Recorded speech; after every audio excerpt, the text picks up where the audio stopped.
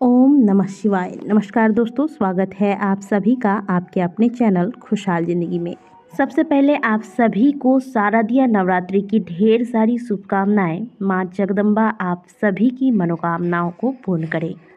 कलश स्थापना के साथ साथ ही आज शारदीय नवरात्रि का प्रारंभ हो चुका है और आज से लगातार 9 दिनों तक माता के अलग अलग स्वरूपों की पूजा आराधना की जाएगी। मान्यता है कि इन 9 दिनों में माता अपने भक्तों के घर में प्रवेश करती हैं तथा उनके द्वारा किए गए पूजा अर्चना को स्वीकार करके प्रसन्न होकर अपने भक्तों को मनोवांछित सिद्धियां प्रदान करती हैं। नवरात्रि में ज़्यादातर लोग अपनी अलग अलग मनोकामनाओं के साथ माता को प्रसन्न करने में लगे रहते हैं। कुछ लोग व्रत करते हैं तो कुछ लोग बिना व्रत किए भी माता की पूजा अर्चना लगातार 9 दिनों तक करते हैं। नवरात्रि में भक्तगण अलग अलग विधि से व्रत रखते हैं, जैसे कि कुछ लोग फलाहार व्रत रखते हैं, यानी कि पूरे 9 दिनों तक फलाहार लेकर व्रत करते हैं। तो कुछ लोग प्रथम दिवस और नवमी या फिर अष्टमी को व्रत रखते हैं। कन्या पूजन के पश्चात 10वीं तिथि को व्रत का पारण करते हैं। इसके अलावा कुछ लोग ऐसे भी हैं जो दिन भर व्रत रखने के पश्चात शाम को एक बार भोजन करते हैं और कुछ लोग पूजा पाठ करने के पश्चात दोनों वक्त ही शुद्ध सात्विक भोजन लेकर माता की आराधना में लगे रहते हैं। यानी कि अपनी अपनी क्षमता अनुसार, जैसा कि कहते हैं कि यथा शक्ति तथा भक्ति, जितना जिससे सामर्थ्य होता है वह उस हिसाब से शारदीय नवरात्रि में माता की पूजा अर्चना करता है। व्रत करने की विधि चाहे जो भी हो, सबकी एक ही मंशा होती है कि वो अपने व्रत द्वारा, अपने नियम से किए गए पूजा पाठ के द्वारा माता को प्रसन्न करके उनसे अपनी मनोकामनाएं पूर्ण होने का आशीर्वाद प्राप्त करें।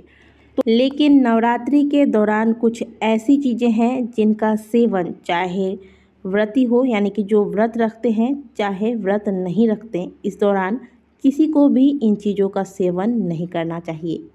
यदि इन चीज़ों का सेवन आप नवरात्रि के दौरान करते हैं तो आपका व्रत या फिर जो नियम आपने धारण कर रखा है वह खंडित हो जाता है। तो आइए जानते हैं कि नवरात्रि के इन 9 दिनों में आपको क्या खाना चाहिए और क्या नहीं खाना चाहिए। यदि आप नवरात्रि का व्रत फलाहार लेकर कर रहे हैं तो कुछ चीज़ें हैं जो आपको इस दौरान सेवन नहीं करना चाहिए, जैसे कि सबसे पहला है गाजर। गाजर को बहुत से लोग सब्जी और बहुत से लोग फल की श्रेणी में रखते हैं। स्वाद और सेहत की दृष्टि से देखा जाए तो यह बहुत ही उत्तम होता है, लेकिन जो लोग नवरात्रि का व्रत करते हैं उन्हें इस दौरान गाजर का सेवन नहीं करना चाहिए, क्योंकि बहुत से लोग जो फलाहारी व्रत करते हैं वो इस दौरान गाजर का हलवा लेते हैं। नवरात्रि के इन 9 दिनों में गाजर का सेवन किसी भी प्रकार से आपको नहीं करना चाहिए। इसके अलावा आपको मूली का सेवन भी नवरात्रों के दौरान नहीं करना चाहिए, इससे आपका व्रत खंडित हो जाता है।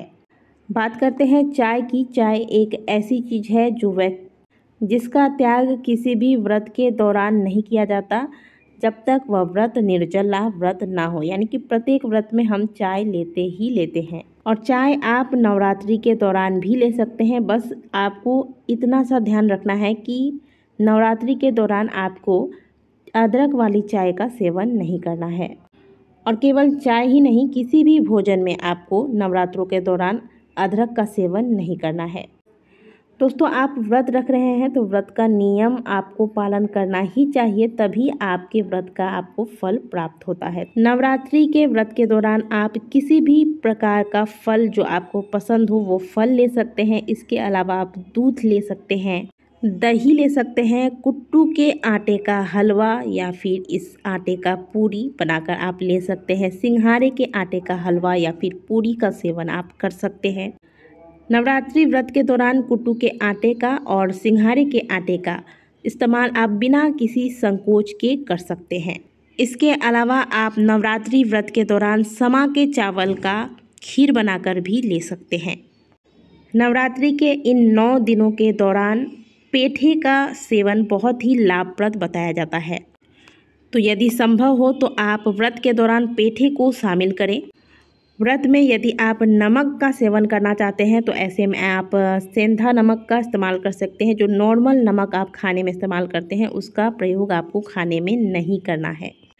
यदि आप अस्वस्थ हैं, आपको दवाइयाँ लेने की आवश्यकता होती है, आप व्रत नहीं कर सकते, तो ऐसे में नवरात्रि के दौरान आप दोनों वक्त सेंधा नमक का प्रयोग करते हुए शुद्ध व सात्विक भोजन बनाकर ले सकते हैं। या फिर आप दिन भर व्रत रखें, एक बार फलाहार लें, फिर शाम को पूजा आरती के बाद एक बार सेंधा नमक वाला भोजन ले सकते हैं।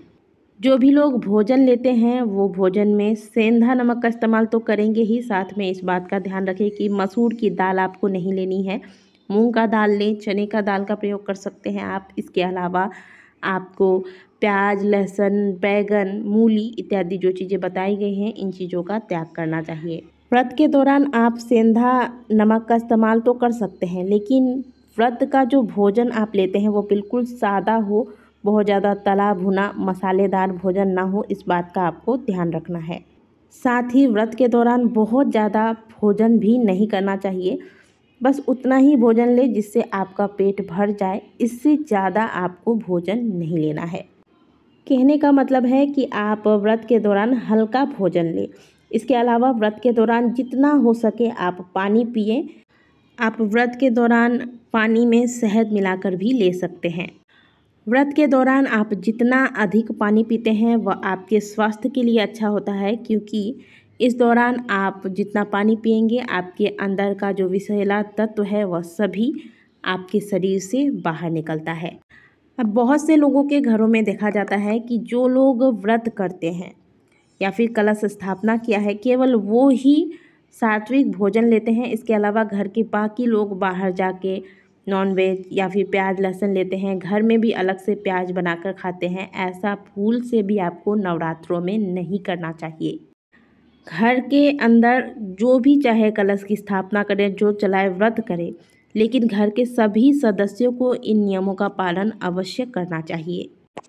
और घर के अन्य सदस्य भले पूजा नहीं करते हैं, लेकिन पूजा के दौरान सुबह शाम की आरती में अवश्य शामिल हो। इससे घर में सुख समृद्धि आती है, परिवार में प्रेम बढ़ता है। और नवरात्रि के दौरान प्रातःकाल तो आप पूजा के पश्चात आरती करते ही होंगे, लेकिन शाम के वक्त भी जब आप धूप दीप दिखाते हैं माता के समक्ष तो आपको आरती अवश्य करना चाहिए।